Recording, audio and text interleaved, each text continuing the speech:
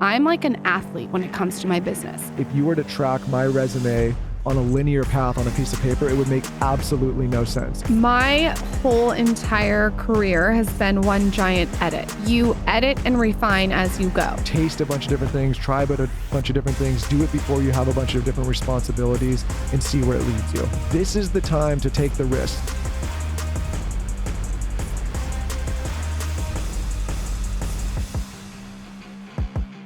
Hello, everybody. Welcome back to the Skinny Confidential Him and Her Show. We have a solo episode coming in hot for you today. We've been getting more and more requests for these kind of episodes. And this is what the show started as. This episode is all about 5 career mistakes that we wish we knew to avoid when we got started in our career. I know there's many older listeners here, so don't feel like this is alienating you, the older listeners. This is still applicable. I think these are still career and life and entrepreneurial mistakes that we still should avoid as we get older or further in our career paths. But this is kind of an episode that Lauryn and I put together on what maybe we wish we would have known or thought about early in our career. And I'm talking about, right out of college, when you're getting started, when you're thinking about either going into a profession or building your own business. And many of these things should be like, duh moments. But again, when you're a young person or when you're just getting started, you don't have experience, these may kind of go over the head. I know many of them did for us. So if you're new to the show and you're wondering, okay, why would I ever listen to these two on a mic? Tell me what mistakes to avoid. I'll give you a little bit of credentials since then for listeners that have been here for a while. You may already know, Lauryn and I together over the years, like maybe the last 15 years, I think we've probably built 7, 8, 9 different businesses.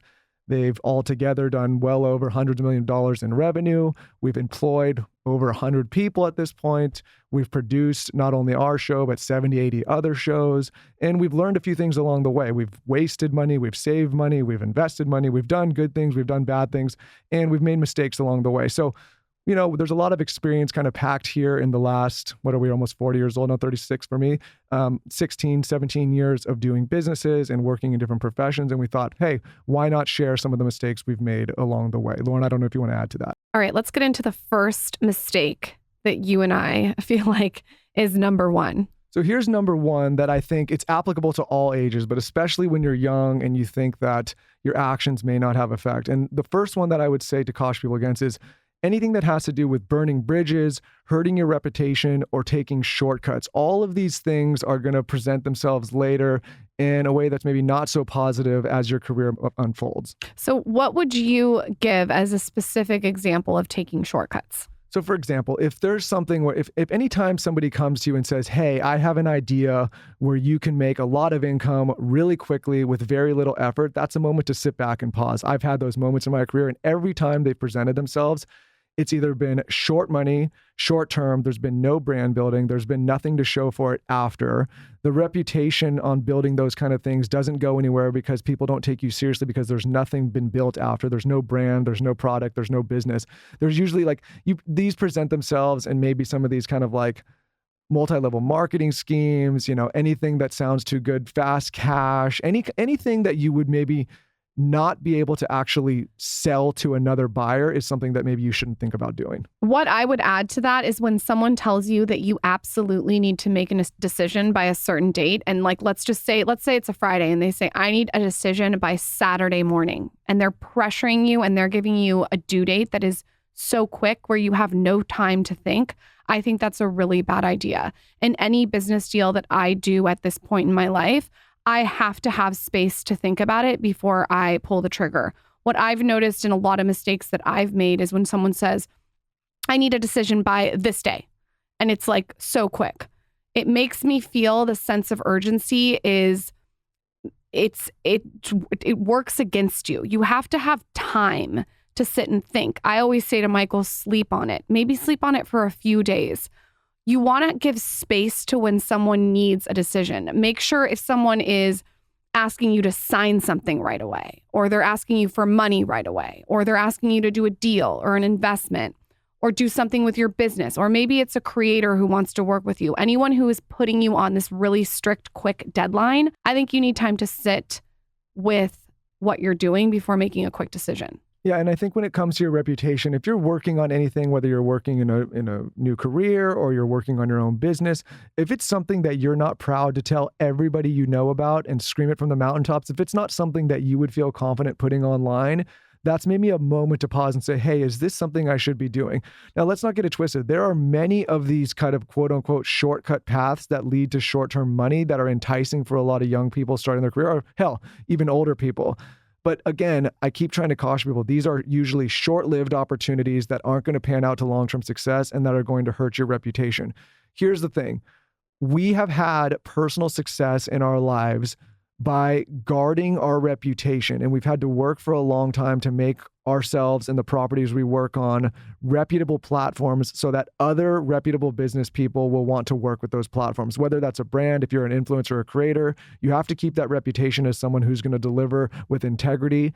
If you have your own business, you want either investors or partners or bankers or other retailers to take you seriously. And that all comes down to, do they believe you are an honorable person? Do you have integrity? Do you have a good reputation? So anything that's a shortcut that's going to go against that, that's going to harm your reputation, is going to come back to bite you in the ass in the long run.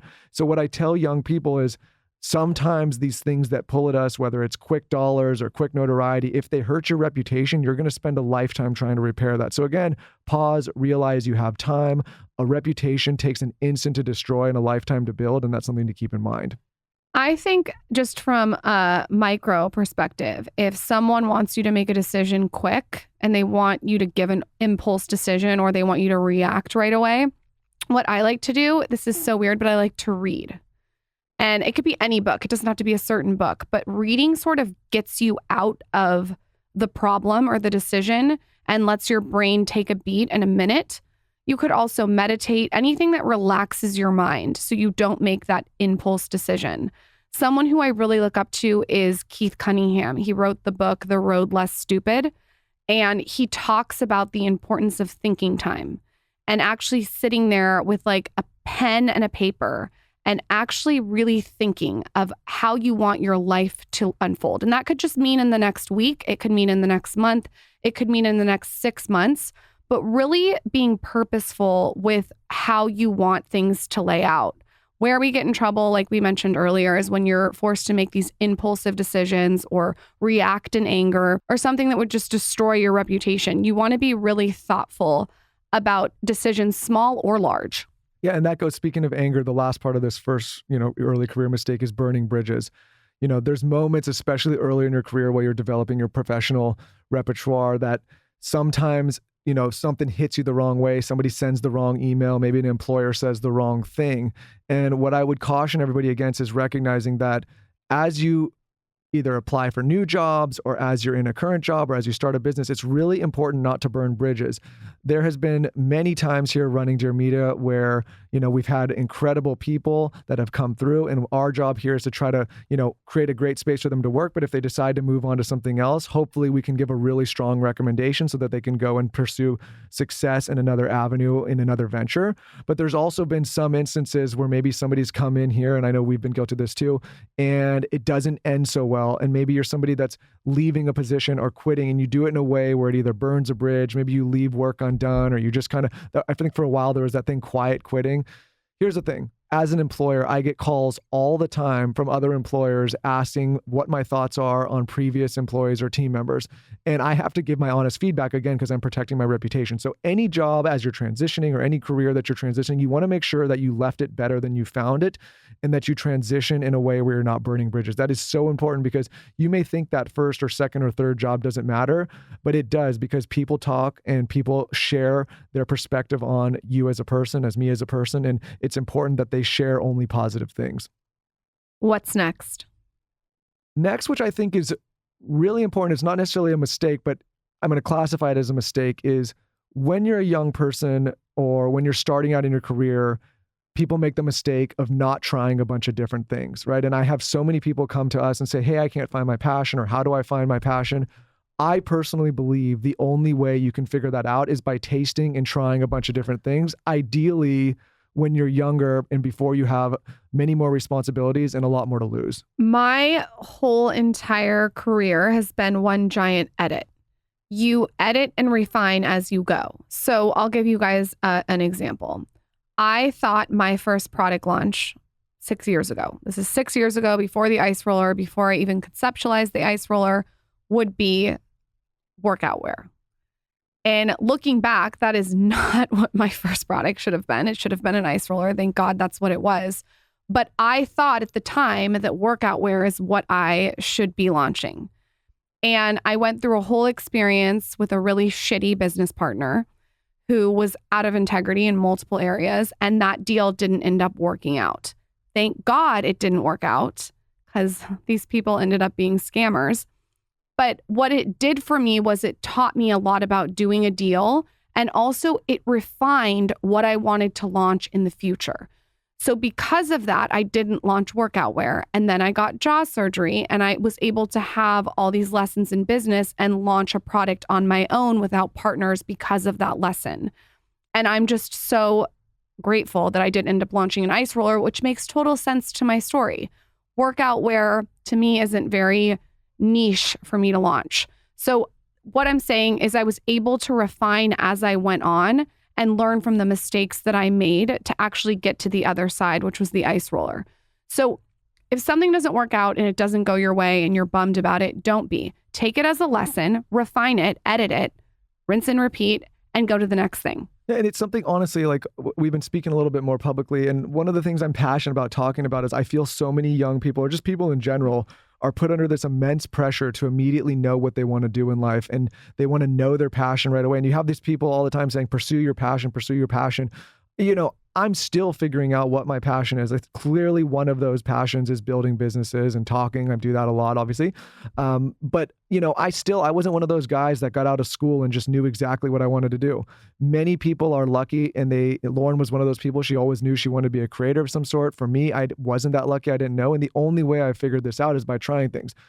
I get asked all the time now when I'm pitching Dear Media or pitching myself or just pitching in general, people who are unfamiliar with me, they ask, you know, how do you describe yourself? What do you do? And I always start off by saying, if you were to track my resume on a linear path on a piece of paper, it would make absolutely no sense. And here's why.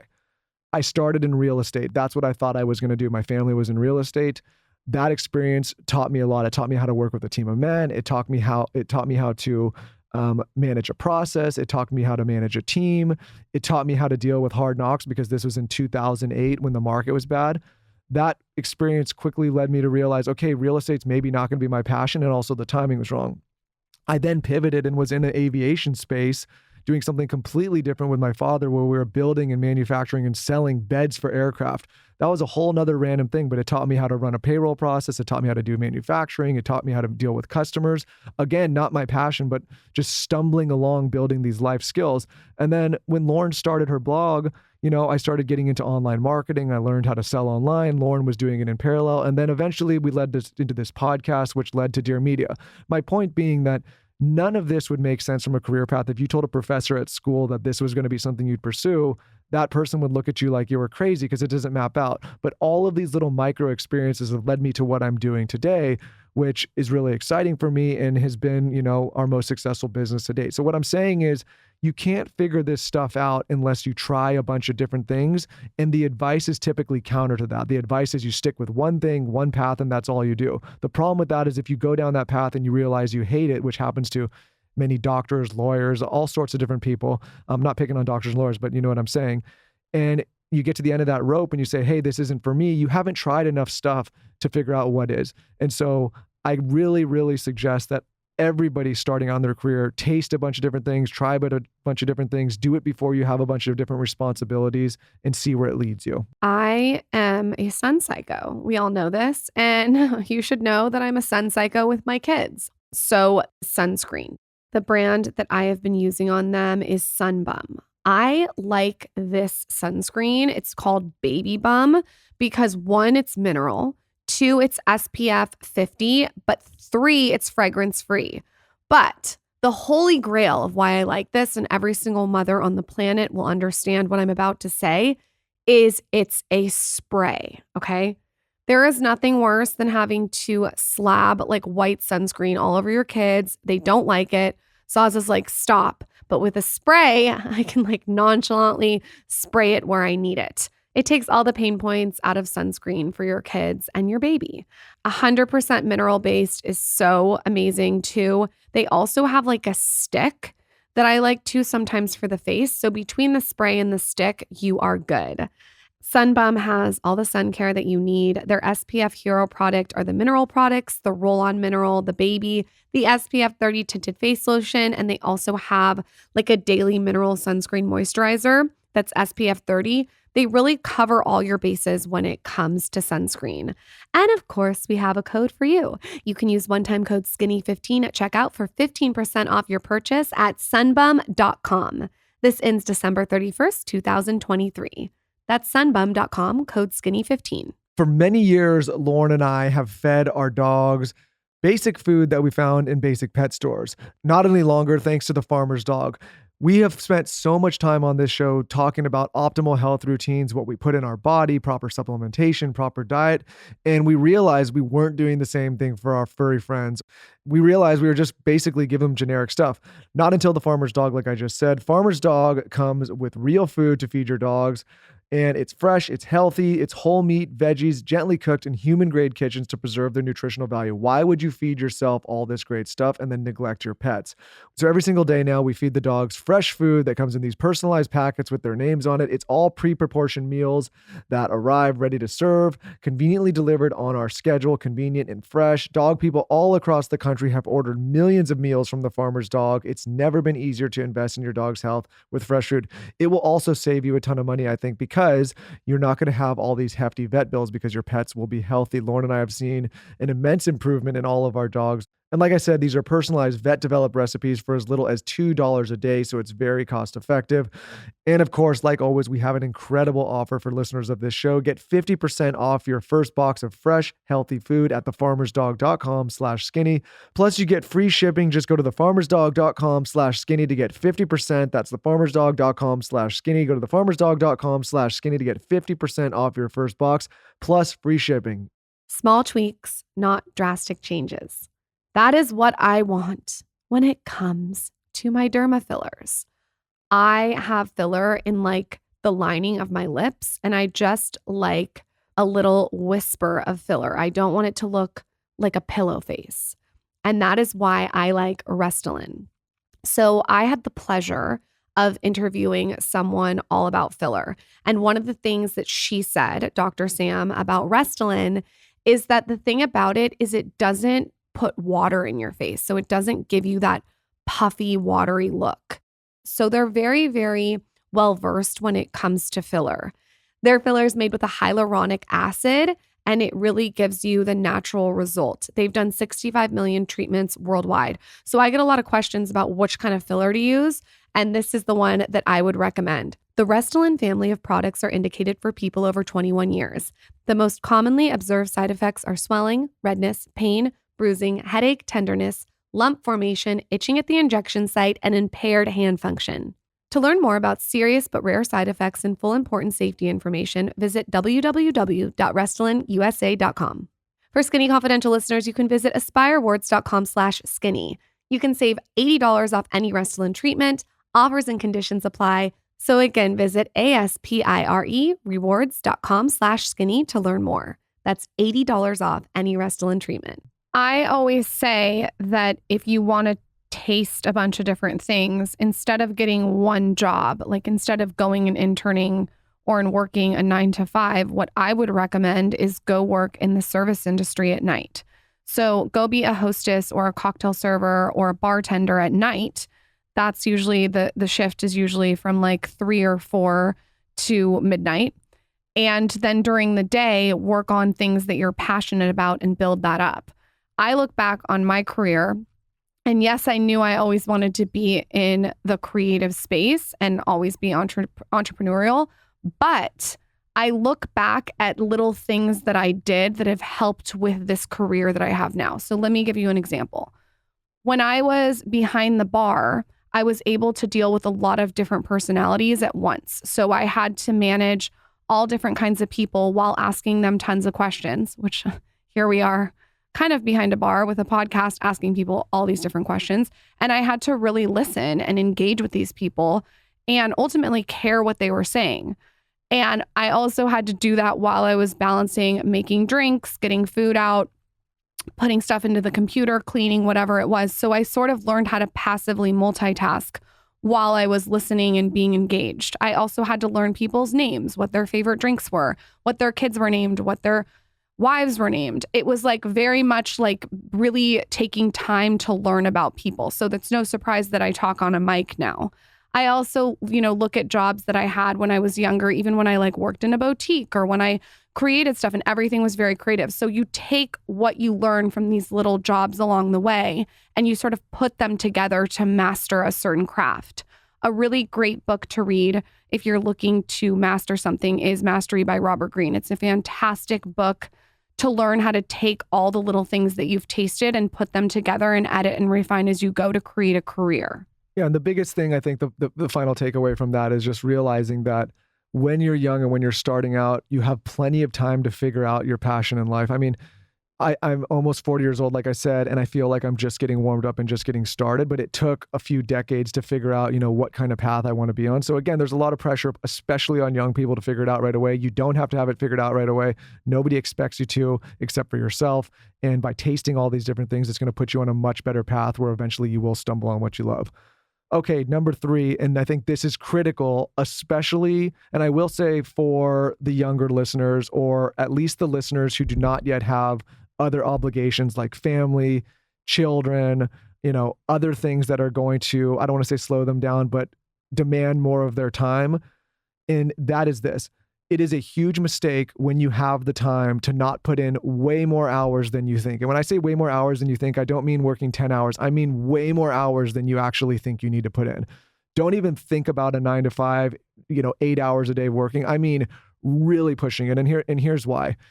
By the time you have children and other obligations, even if you want to work like that and you want to put in those extra hours to get ahead, there are so many other demands that will get put on your time, especially when you have a wife or a family or a husband or kids. You're also just overstimulated. Yeah, it's like there's things that Lauryn and I did in the past that if we wanted to do now with where we are, we could not do. And also additionally adding to that, like I don't want to be on my phone in front of my husband and kids all day long. Like I have boundaries around my phone now because I want to be present for my kids and present for my husband. And I think that as you get older, you have to be less selfish. So take the time when you can be selfish and fucking pedal to the metal. Yeah, because like I said, like people ask, what would you, like if you were to start Dear Media today or start the podcast today, what would you do differently? And I say, I don't think I could. And it's not because I don't have the drive. It's because during that period in our life, when I started Dear Media and when we started the podcast, we were both running separate businesses that had nothing to do with podcasts. Well, Lauren's business did, but we weren't doing anything in audio. Dear Media did not exist. I was running another company. We had no children. We were living in a different city that had nothing to do with where we were recording. We were driving 2 hours multiple times a week up here, both early You in were the morning. driving. I was getting chauffeured. Yeah, I still have leg issues from it because that, posture sucks. But the point is if we wanted to do that kind of thing now from scratch, we just don't have the time and don't have the hours. And I don't think enough people talk about this. When you're young and you don't have the obligations to family, to children, you have so much time, not to mention you have a fuckload of energy that you may not have as you get a little older. Another thing that I want to touch on is there's a lot of people online being like, oh, the hustle culture is over. Like it's soft girl season or whatever. I think that you can simultaneously be hustling, but also be in a soft girl era. And let me tell you what I mean by that. So I am gentle with myself at certain times of the day. I actually have it scheduled in my calendar to be gentle with myself. And what I mean by gentle is I have my workout, I have my morning routine, I have my nighttime routine. But when it's time to work, you better bet your ass I'm 100% focused on what I'm doing. I'm in the moment and it's deep work. And I think the difference is that a lot of people, like Michael said, think you have to work all these hours. Yes, you have to put in the hours, but the hours that you do decide to put in need to be completely focused on the task at hand. Yeah, here's my issue with these headlines that make people feel good and fuzzy. Like, okay, I'm not pushing hustle culture and this and that. I'm going to tell you a blunt truth here. If you take someone like myself, who's got a lot of work ethic and wants to go, and you tell me to compete with somebody who wants to take it easy and doesn't believe in hustle culture, doesn't want to work as hard, I'm going to eat their fucking lunch. And this is the problem, is people are told something. I will say this: don't do just what people say, actually do what they do. The people that are getting ahead in life and moving really far and living that dream life that everyone want to live, I guarantee you they're working their fucking faces off and they're doing things that you're not seeing behind the scenes. What you see on social media from Lauryn and I is 2% of our life. The majority of our life is working and hustling and being with our family, but it's putting in the hours. I'm not going to sit here and lie to anyone and say this has been easy. There has been multiple, people still don't understand.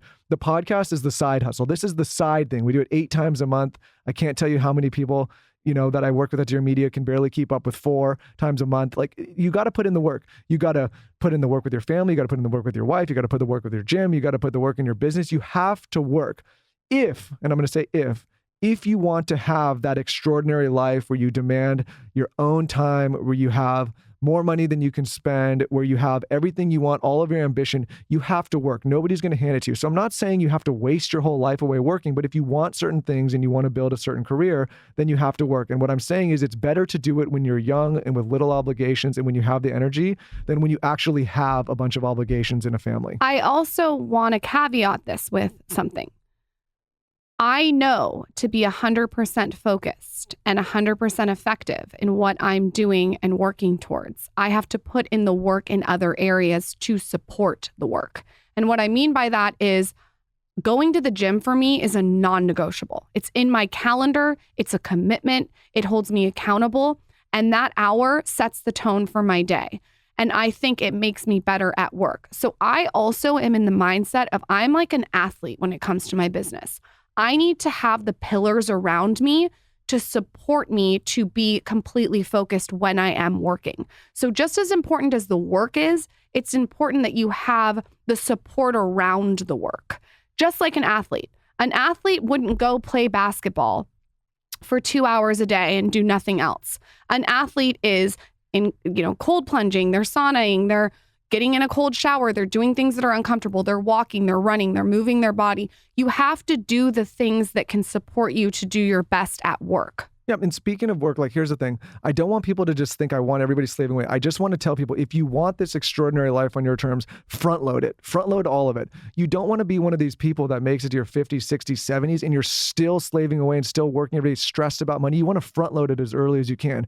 The more impact you can drive the earlier in your career, the more you can coast later. And you may not want to coast, but you want the optionality at later in life to just say, I'm working because I'm choosing to, not because I have to. Does that make sense? And let's be honest here. For me, I would rather be rich when I'm young than rich when I'm 80. I just would. I want to be rich when I'm young and have flexibility. I want to be agile. I want to have time. I want to be present for my kids and do fun things instead of waiting until I'm 80 to be rich. Well, there's an episode that I personally want to do pretty soon around how to generate more income, because I think there's a lot of incredible financial advisors and gurus and people that speak on the subject. And most of it is geared on the long, patient path, which is not wrong, right? There's certain things, yes, invest in index funds, yes, save your money. But there could be other things happening simultaneously. But you want to front load your income and you want to be able to enjoy life early on, because it gets harder and harder. Maybe you want to, there's just important, and I'll do that episode later. But I guess what I'm saying here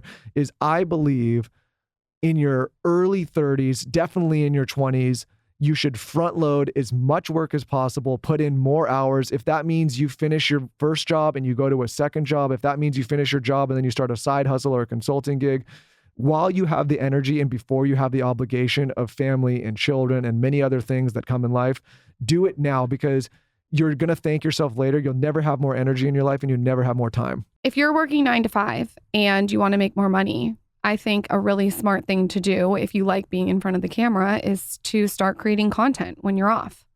Instead of going home and scrolling your phone for 2 hours, create content. And whatever that looks like for you. Maybe you don't like to be on camera, but you like to talk in a mic.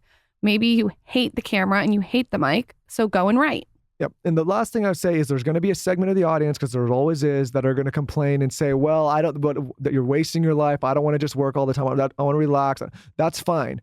work at your own pace. I'm not telling you that you have to do it this way. What I am telling you is that if you want to get to that extraordinary level where you can basically set your own time, have an extraordinary business, command the amount of money that you want to command, it's going to require work and it's going to require front loading it, because nothing's going to be given. And the people that you're competing with that do want that kind of life are working that way and with that kind of intensity. And so all I'm saying is do it while you have the time.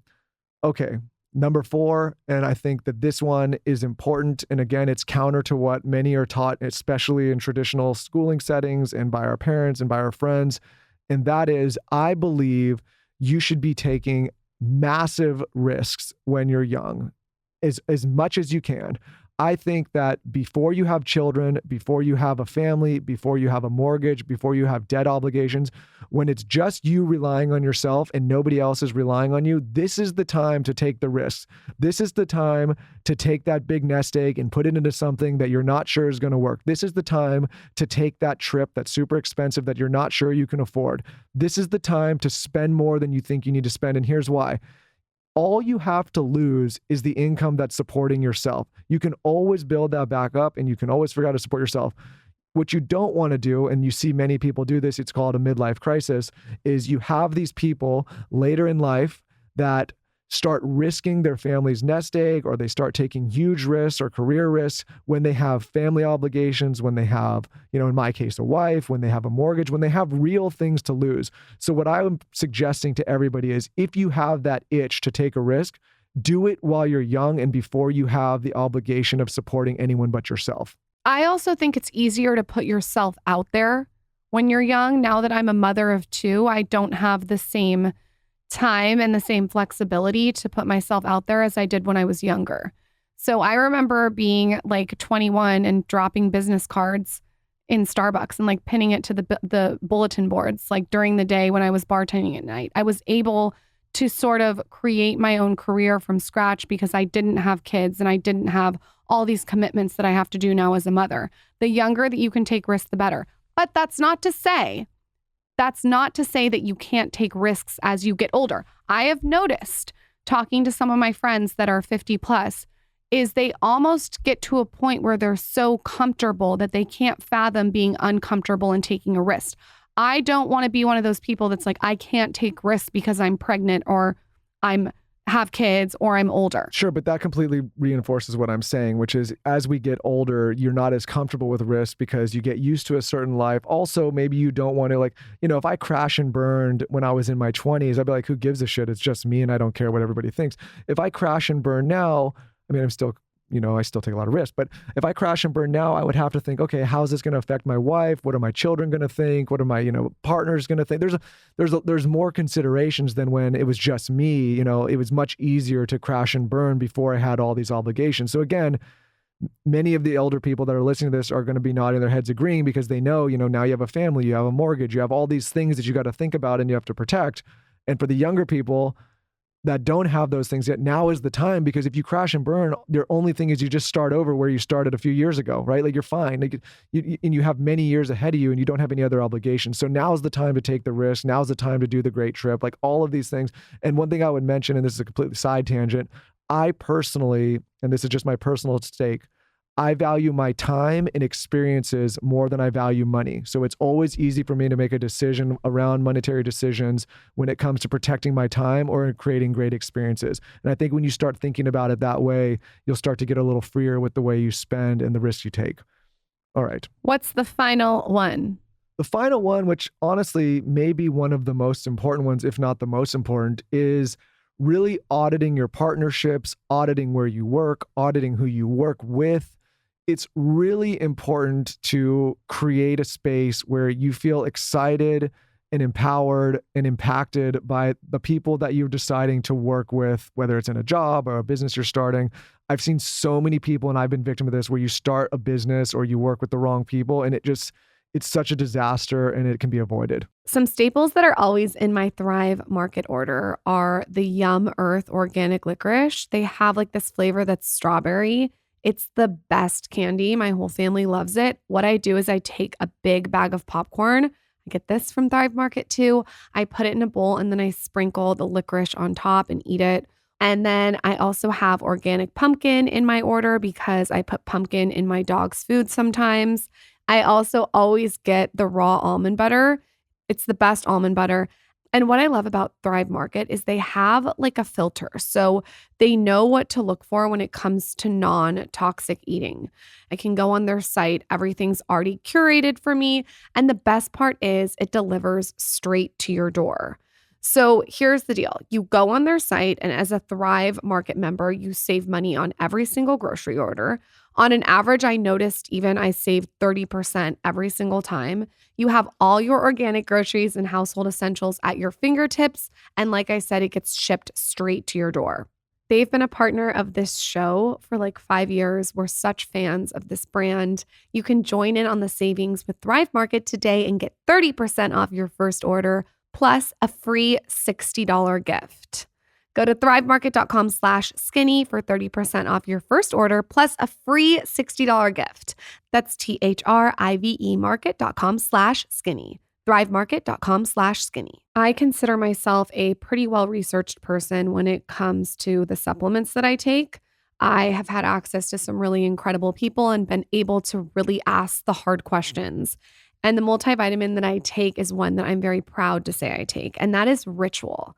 Ritual is all about hot data and stone cold facts. They're super sciencey, and they also use ingredients that are traceable. And the best part is it increases your vitamin D levels by 43%. I can be low sometimes on vitamin D, so this is really important to me. The one that I like that they have is the Essential for Women 18 Plus. This is one that I have been taking for a long time. I love the brand so much that I had the founder, Kat, on our podcast. And everything they do is just with such care. Everything is bioavailable. It's non-GMO. It's gluten-free. It hits all the points in something that you're taking every single day. I mean, if you're going to take something every single day, it's important to know what's in it. I also want it to be like a pleasurable experience. So this is one that you can take on an empty stomach. You don't have to worry about that. And also, like I said, it's minty. Like I said, Ritual is all about hot data and stone cold facts. Get to know your nutrients on a deeper level with 30% off during your first month. You can visit ritual.com/skinny to start Ritual or add Essential for Women 18 Plus to your subscription today. If you are traveling and you want to keep up your wellness routines, we have you covered. Enter the WESTIN Hotel, okay? Their signature offerings help you move, eat, and sleep well. And they make travel an opportunity to enhance your well-being so you can travel and feel good. At the WESTIN, you can work out how you want with a variety of fitness options. So they have tons of different wellness routines to keep you on track while you're away. They have like a fitness studio. They have a run concierge. This is like a running guide and a buddy who makes it easy for you to explore the local areas. And they also even have a moment where you can customize your workouts. I mean, that's pretty amazing. They have like Bala products ready for you to borrow during your stay. You can also eat well with Westin's Eat Well menu. So this is designed with foods that make sure you meet your nutritional needs. They actually worked with a chef to craft dishes that are healthy. And lastly, they have the element of sleep well. So this helps recharge your body and mind with a really nice sleep in Westin's renowned heavenly bed. Their signature offerings help you move, eat, and sleep well. They've really covered all the bases when it comes to wellness. At Westin Hotels, there's amenities and offerings aimed to help you move well, eat well, and sleep well, so you can keep your well-being close while away. Find wellness on your next stay at Westin. They've really covered all the bases when it comes to wellness. At Westin Hotels, there's amenities and offerings aimed to help you move well, eat well, and sleep well, so you can keep your well-being close while away. Find wellness on your next stay at Westin. I also think it's just going off that, who you're marrying. Who are you sleeping in bed with every night? I was talking about this with you today in the car. I would be really heavily impacted if I was married to someone who was constantly telling me why I couldn't do something. I think when I come to you with an idea, maybe even if it's not a good idea, you're like, okay, how can we refine this to make this work? Or we talk about the pros and cons, or you uplift me and say, go for it. I think it's really important to be with someone that's not always fearful and telling you why you can't do something. I don't want to hear all the time why I can't do something. I want to hear how I can make something work. Everything is figure outable. I love that book. But I think it's really important with who you choose to let into your bedroom. Whoever you choose to let into your bedroom is going to have a huge impact on who you are as a parent, who you are as a business person. I think that it's really, really important to be thoughtful about who you're marrying. Yeah, I mean, the first person that you're going to spend the most time with in your life is your spouse. And then I think some of the second part is the people you decide to do business with. You're working with them every day, you're partnering with them every day. I feel like for some reason people make flimsy decisions when it comes to this. I know I did when I was younger. You have a friend, you sit there and you're looking at each other on the couch or out at the bar and you're like, hey, that's a good idea. Let's start a business together. Next thing you know, you're running a company and a bank account, but nobody's actually sat down and thought, hey, is this going to hurt the friendship? Are we actually compatible as business partners? Is this going to go well? Or you decide to work in a company and you're just doing it for a paycheck. Maybe you can't stand the people you work with. You can't stand the culture, but you're there. Like these are things that are going to weigh on you time and time again. And what's that quote? Show me the 5 people you were hanging around and I'll show you your life. It's the same thing when it comes to deciding who to work with. You got to make the right decisions. And when you're young, that's really when you start to develop a lot of these relationships. You got to pick right. I think when it comes to working with friends, one of the main things people are like, don't do it. I think you can do it. I work with Taylor, who's one of my best friends, our producer. I work with WESTIN. I work with Mimi, who's my sister. Here's what I've learned. Yeah, but at the same time, we've worked with friends that has gone the other way. And I would say more so than the ones that have gone the right way. So, but here's what the friends and family that has working with us are the ones that are able to look at things in a non-emotional way. And what I mean by that is when I call Weston or Mimi or Taylor with a problem when it comes to work, they completely keep it separate from our friendship. So Taylor and I will be like texting about work and it'll be like a problem. And then I'll see him in person and like he's able to compartmentalize. If you're going to work with someone and they don't have the ability to compartmentalize your friendship and work, it's probably not going to be a good fit. It's when it bleeds into the work. The friendship and the family shouldn't bleed into the work. They should be able to separate it. Well, I think it comes down to the communication that you have in a friendship, or if you're in a position where your boss, maybe you start a job and they're already talking short form with you, like maybe that's a little bit of a red flag to say like, hey, like this is not as professional an environment as I want to be in. It's not maybe going to be as productive. And then also if you're on the other side, if you're maybe started a company or with a friend and you have that short form and you can't be professional, then again, emotions fly high. So I think a lot of people's gut reaction when a friend approaches them with an idea or invites them to work in a company they're in or to work for a business that they're working on, like the gut reaction is like, oh, that sounds great. That's my friend. It's coming recommended. But I think taking a step back for a second and deciding, okay, is this a friendship or is this a professional career decision that I'm going to make that's going to be productive for me in the long run? It is so important to audit your partnerships, where you work, who you're working with. That is going to have a massive impact on your life, both mentally, physically, emotionally, all of these things. And so you really got to spend some time choosing and picking right. We all know that person that when you walk in a room, they're like, ugh, it's raining out and this isn't working and that's not working. I don't want to be around that kind of person. I don't find that to be inspiring to myself or a team. I want to be with someone who's resourceful, who's looking for angles, who brings energy, who's not just an anchor. And I think that when you start to identify who those like negative anchors are, you can remove them and it'll make everything float to the top. Yep.